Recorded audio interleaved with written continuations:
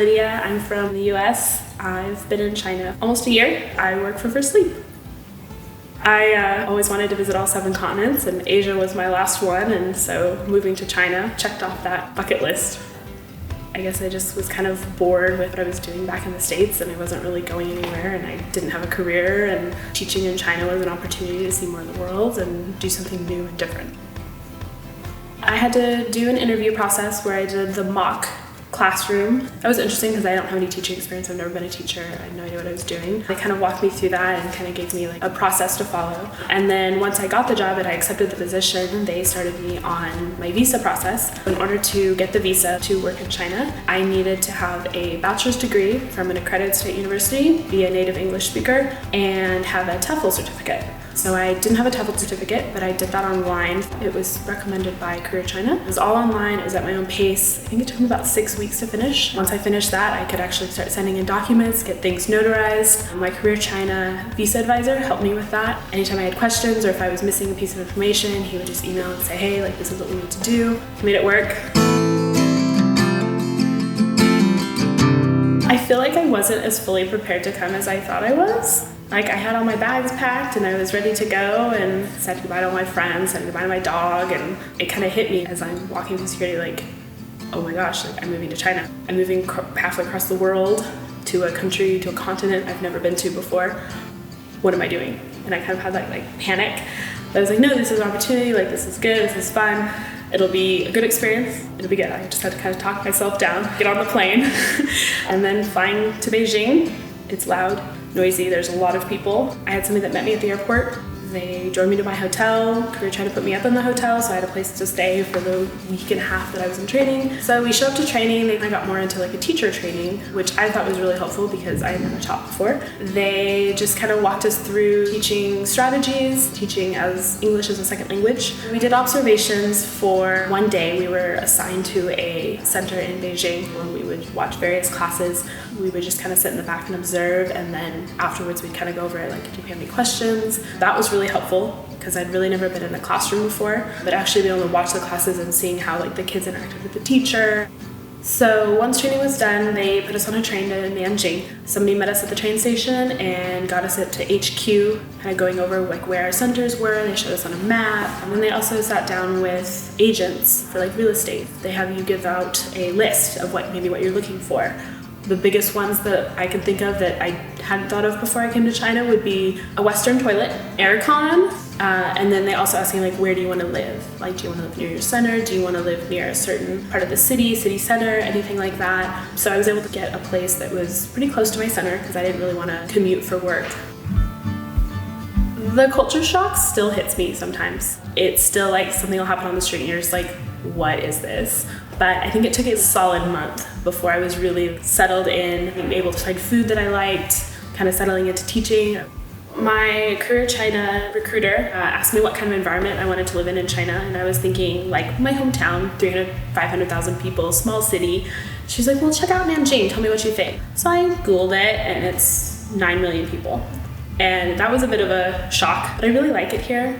There's so much more greenery. There's a big lake, there's lots of temples and museums and food places, and you can just wander around the lake or wander around a park, and it's really nice. I've really enjoyed living here. That's one of the reasons I signed for a second year. I made friends with the people in my center. We hang out, we go out to dinner. We also hang out with our Chinese teachers, and they're the TAs in our foreign teacher lessons. We have a WeChat group in our office where we have various CTs and foreign teachers, and we call it movies and things. We go out for movies, we go walk around the city wall, we grab dinner. They have great insight on really good food. One CT, she really likes history, so we'll sit down in Starbucks and she gives me a Chinese history lesson and I give her a US history lesson. It's just fun to talk, and we practice English or Chinese, and we go to movies. They help us find ones that have English subtitles. Sometimes the movie theaters have massage chairs, so that's always nice. My work week is Wednesday to Sunday at Maigao Center in Nanjing. It's in a mall. We're on the 3rd floor, which is nice. The mall doesn't open until 10, so we actually don't have any early classes. Because when we get here on Saturdays and Sundays, we kind of have a chance to just eat some breakfast, drink some coffee. There's a Starbucks downstairs, very convenient. They know all the foreigners, they know our names, they know our orders. We barely have to talk to them anymore. We just kind of walk in and they're already making our drink. There's 6 foreign teachers here at my gaoqiao. 5 of us are from the US and 1 of us is from South Africa. There's about 25 Chinese teachers. A lot of them do work at other centers. Some of them work exclusively here. They're always happy to help. If you need an address input, if you need somebody to talk to delivery guy when he calls, anytime you need anything in Chinese, they're always happy to help translate.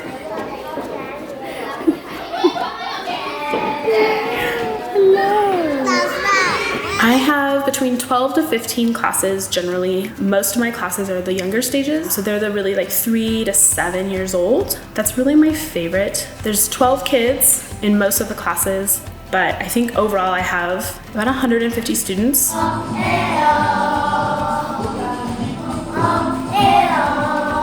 That's a lot of names to remember. I have used everything from name tags to writing their names on the floor. I still call a kid by the wrong name sometimes.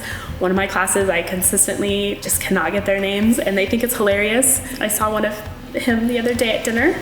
And so I'm sitting there eating my dinner and this child is just chanting, Lydia, Lydia, Lydia, Lydia. And like, I'm trying to remember what his name is. I'm racking my brain, like trying to figure out. And some of it's just the context. Like I don't remember their names if they're not sitting in the classroom in front of me. And he like comes over and he's like eating and he's standing behind me. He's trying to hide from me and like finally got his name. His name is Billy. And I'm like, oh yeah, I remember him. So I'm texting the CT. I'm like, yeah, Billy's here. Like he found me. And his mom was so happy that he was interacting and he would go around and point at things. So he pointed, he's like clock or cup and just telling me what all these things were in English. It's really cool because they're so excited to see me and it makes me feel like, wow, I'm doing this. Like they're learning from me and like I'm actually being a teacher. I've watched them grow. I've watched them improve with their language. They know me, they recognize me, they have fun with me. Like I'm a teacher. I will hit 1 year in China in about 2 weeks. I decided that 3 months in that I was going to sign for another year. I really like it here. I enjoy that I can save money, that I can travel. I was pleasantly surprised that I really like teaching. Having never taught before, I didn't know what I was doing, but I actually have a lot of fun. The kids are really cute. The job has its moments, but it's not terribly difficult. So it's something that I can do. It's something that I can continually improve on. I mean, that first month was a bit rough, culture shock, but I was like, you know what, if I just stay a year, like I'm gonna regret not staying, and there's so much more that I can see.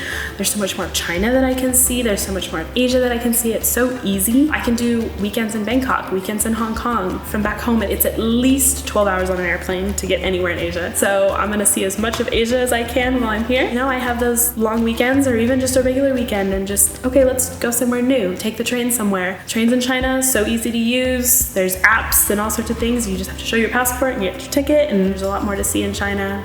I was like, I'm gonna stay another year. With my rent, my phone, my Metro card, my food budget, I'm still spending less in China than I was back in the States for just rent. It's really cheap to live. I have a nice apartment. It's close to work. Don't really cook, so I'm ordering in or going out to eat, and I've saved a bunch of money. I've put a huge dent in my student loans, and I've traveled to Japan, Singapore, Cambodia, Thailand, Vietnam, Malaysia, and Hong Kong. I'm headed to Taiwan next weekend, and I've been to so many cities in China. Sometimes just taking the train and fly places, a couple $100 to get anywhere on a flight. I've traveled a lot. I have more plans to travel.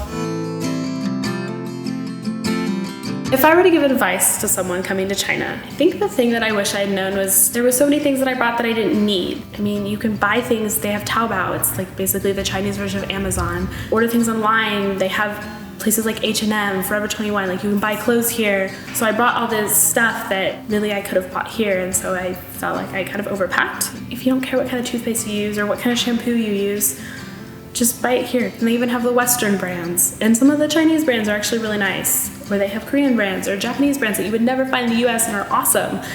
And just branching out a little bit and not being so set in my ways and just finding something here would have been so much easier, and it would have saved me so much luggage space, and it would have been so nice to know because I was not prepared for that.